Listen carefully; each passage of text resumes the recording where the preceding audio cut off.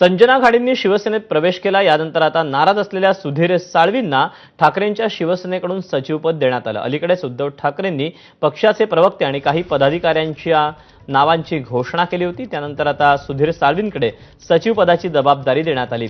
आगामी मुंबई महापालिकेच्या दृष्टीने उद्धव ठाकरे यांनी हा निर्णय घेतलाय, जो अतिशय महत्त्वाचा मानला जातोय।